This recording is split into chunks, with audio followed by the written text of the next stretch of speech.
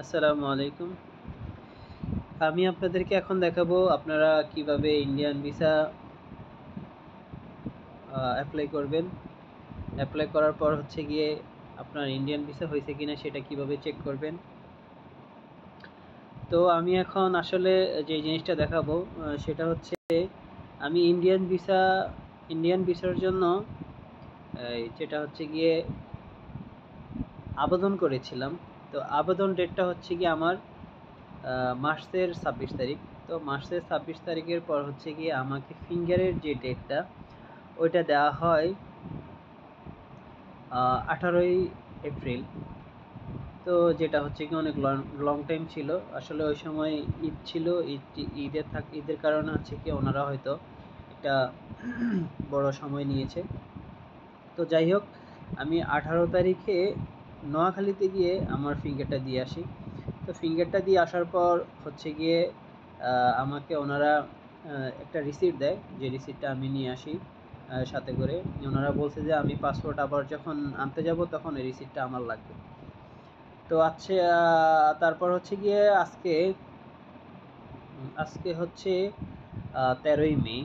তো 13ই মেতে আমাকে আজকে ওনারা যে মেসেজটা দিয়েছে, তো ওই মেসেজটা অনুযায়ী আমি বুঝতে পেরেছি যে হয়তো আমার ভিসা হয়ে গেছে।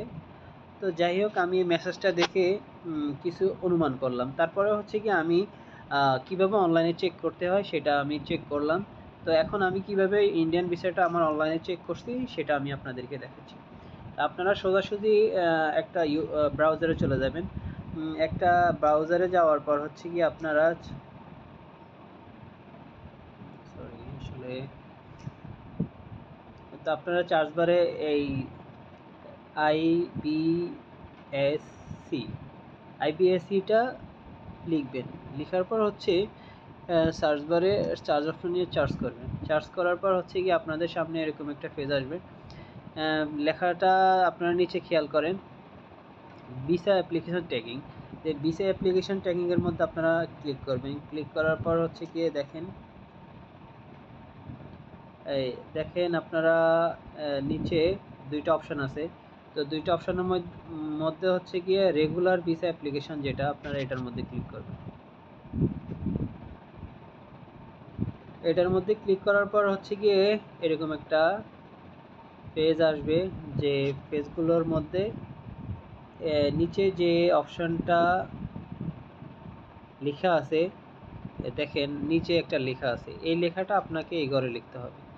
আমি দেখেন এই লেখাটা লিখতেছি, বিই জিইউ GR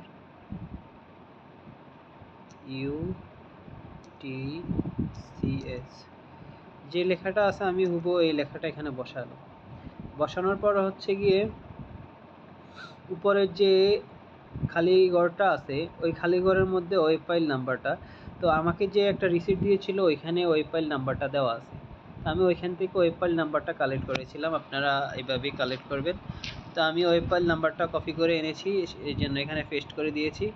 তো এখানে দেওয়ার পর হচ্ছে নিচে সাবমিট অপশান আছে, এই সাবমিট অপশানে আপনারা ক্লিক করবেন।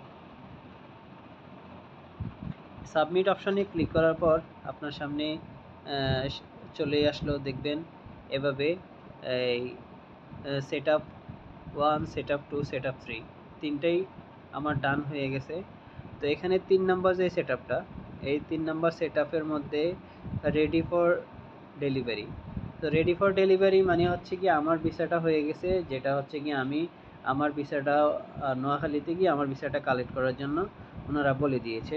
তো সেট আপ 4, যে এখানে ডান লেখা নাই, যে জন্য আমি ভিসাটা যখন আমার হাতে পাবো তখন হচ্ছে কি হাতে নেওয়ার পর ওনারা এখানে ডান অপশনটা দিয়ে দেবে। তো ধন্যবাদ, আপনারা বুঝতে পেরেছেন আশা করি। আপনারা আপনাদের ভিসা অনলাইনে হয়েছে কি না সেটা এভাবে চেক করবেন। আর যদি কোনো প্রশ্ন থাকে অবশ্যই আপনারা কমেন্ট বক্সে জানাবেন।